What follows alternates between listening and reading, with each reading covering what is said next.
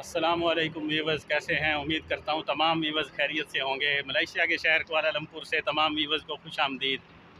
आज की वीडियो का टॉपिक है कि एक दोस्त जो कि क्वेश्चन कर रहा है कमेंट के अंदर कि मलेशिया में सुपरवाइज़र की सैलरी कितनी है, क्या मलेशिया का कॉलिंग वीज़ा ओपन है या नहीं है, या सिविल इंजीनियरिंग की सैलरी कितनी है। तो उस टॉपिक पे आज हम बात करने वाले हैं। अगर आप इसी तरह की मज़ीद इन्फॉर्मेशन चाहते हैं तो मेरे इस चैनल को सब्सक्राइब करें, बेल आइकन को दबाएं ताकि आने वाली वीडियो के लेटेस्ट नोटिफिकेशन आपको बर वक्त मिल सके। जी, आज का ये टॉपिक है कि मलेशिया में क्या कॉलिंग वीज़ा ओपन है या नहीं है, सुपरवाइज़र की सैलरी कितनी है, स्किल्ड वर्कर की सैलरी कितनी है। ये सिविल इंजीनियरिंग के बारे में एक दोस्त कमेंट में पूछ रहे थे, तो इसका आज मैं जवाब देने वाला हूँ कि भाईजान, पहले तो ये है कि सिविल इंजीनियर या इंजीनियरिंग की फ़ील्ड से मेरा कोई ताल्लुक़ नहीं है, ठीक है, क्योंकि कंस्ट्रक्शन में इंजीनियर तो होते हैं, हर फील्ड का एक अलग इंजीनियर है, लेकिन हमारा दरमियान इंजीनियरिंग का कोई काम ऐसा नहीं है। इंजीनियर सिर्फ जो कोई प्लान कोई जो भी बताता है वो सुपरवाइज़र को, कि जो भी काम करवाने वाले होते हैं, जो मैनेजमेंट होती है, उनको बताता है कि ये काम इस तरीके से होगा, तो वो फिर सुपरवाइज़र आगे फोरमैन जो भी उसके अंडर जितने भी होते हैं उनको बताता है। तो वो फोरमैन जो है वो स्किल्ड वर्कर से भी काम करवाते हैं, लेबर से भी करवाते हैं, जनरल वर्कर जो होते हैं उनसे काम करवाते हैं। जबकि मेरी फील्ड जो है कि लेबर, एक skilled worker, helper, foreman, supervisor जो कि हम एक साथ होते हैं, क्योंकि हमसे जो काम, अगर हम स्किल्ड वर्कर हैं तो फोरमैन, ये सुपरवाइज़र वो हमसे काम करवाते हैं, उन तक हमारा ताल्लुक़ है। जब तक हमारा ताल्लुक़ इंजीनियर वगैरह की यानी उस फील्ड से है नहीं डायरेक्ट, तो इसलिए मैं इंजीनियर के बारे में आपको कुछ नहीं बता सकता। इंजीनियरिंग में कितनी सैलरी है, कैसे वीज़ा मिलेगा, ये मुझे इसके बारे में कोई इल्म नहीं है।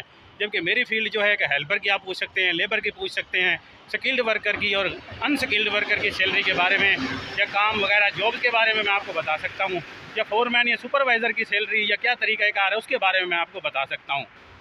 तो ये कि दूसरा, अगर आप स्किल्ड वर्कर हैं तो उस सूरत में आपकी सैलरी आपकी स्किल की बेस पे लगेगी।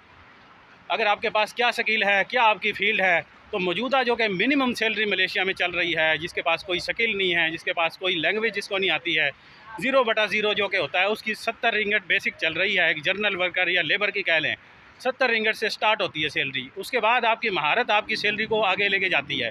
आपको ज़बान में महारत हासिल है, जैसे कोरियन या कोई इंग्लिश या कोई चाइनीज़ लैंग्वेज को, या अरेबिक लैंग्वेज आप जानते हैं और वहाँ अरेबियन लोगों की कसरत है, तो आप वो तर्जमानी करके अपनी तनख्वाह बढ़वा सकते हैं। दूसरा, अगर आपके पास कोई स्किल है, अगर आप इलेक्ट्रीशियन हैं, अगर आपके पास कोई प्लम्बरी की स्किल है, वेल्डर हैं, जो भी, आप अपने स्किल के हिसाब से अपनी सैलरी बढ़वा सकते हैं। अगर आप फुल स्किल्ड वर्कर हैं तो आपकी 90 से 100 रिंगट, 120 रिंगट तक भी आपकी बेसिक लग सकती है। अगर आप कुछ काम जानते हैं और कुछ नहीं जानते हैं, उस सूरत में आपकी कोई हेल्पर से तो आप आगे चले जाएंगे, लेकिन कारीगर से आप पीछे रहेंगे, आप बीच में ही रहेंगे। यानी 70 या 100 के दरमियान आप लगा लें, तकरीबन कोई 85 से 90 के दरमियान आपकी सैलरी लग जाएगी, क्योंकि आप फुल कारीगर नहीं हैं और ना ही आप खालिस हेल्पर। आप काफ़ी काम कर लेते हैं लेकिन आप फुल काम नहीं कर सकते हैं। तो उस सूरत में 85 से 90 के दरमियान जो मौजूदा सूरत हाल है, मैं वो आपको बता रहा हूँ, क्योंकि हम आज़ाद काम करते हैं, आज़ाद करने वालों की मैं आपको बता रहा हूँ। अगर आप कंपनी के अंडर में एग्रीमेंट करके आ रहे हैं तो उस सूरत में आपकी सैलरी तो कंपनी के साथ ही जो कि एग्रीमेंट होगा उसके ऊपर ही आपकी सैलरी लगेगी। तो कंपनी आपको क्या बेनिफिट दे रही है, कितने साल का एग्रीमेंट कर रही है आपके साथ, और आपको क्या क्या सैलरी देगी। कंपनी की सैलरी जो होती है एग्रीमेंट के साथ वो तकरीबन कम होती है, 50 से 55 रिंगट जो कि मौजूदा सूरत हाल है इसके हिसाब से, क्योंकि वो आपको फ्री में वीज़ा दे रही है। फ्री का मतलब यानी कि उधर से तो आप पैसे पे करके ही कॉलिंग वीज़ा लेके आए होंगे, लेकिन यहाँ आपको फ्री रिन्यू मिलेगी, मेडिकल आपका कंपनी की तरफ से होगा, एग्रीमेंट के मुताबिक आपको टिकट मिलेगा आने जाने का, रूम फ्री में मिलेगा, पिक एंड ड्रॉप के लिए आपको ट्रांसपोर्टेशन मिलेगी, सारा कुछ सहूलत कंपनी आपको देगी। और काम के हिसाब से आपको ओवर टाइम भी वो आपको बता दिया जाएगा कि आपके पास सिंगल मिलेगा या 1.5 ओवर टाइम मिलेगा। ये तमाम तर सूरत हाल है। और जैसे ही आप, जैसे मैंने आपको बताया कि लेबर की कम से कम 70, और अगर आप कुछ काम जानते हैं तो 85 से 90, अगर आप फुल स्किल्ड वर्कर हैं, कारीगर हैं, तो 100 से 120 तक भी आपकी सैलरी चली जाती है, जो कि यहाँ मौजूदा चल रही है।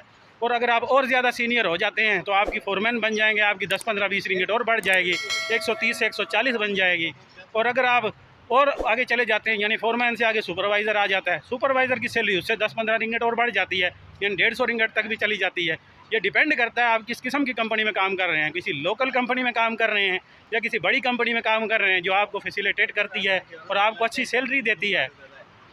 ये था आज का टॉपिक। उम्मीद करता हूँ आपको ये बात समझ में आ गई होगी कि मलेशिया में सैलरीज क्या हैं। तो और अगर आपके दिमाग में कोई सवाल है तो कमेंट सेक्शन में ज़रूर बताइएगा, ताकि आने वाली वीडियो में आपको उसका जवाब मिल जाए। वीडियो को लाइक और चैनल को सब्सक्राइब करें, बेल आइकन को दबाएं ताकि आने वाली वीडियो के नोटिफिकेशन आपको वक्त पर मिल सकें। मिलते हैं नेक्स्ट वीडियो में। अल्लाह हाफिज़।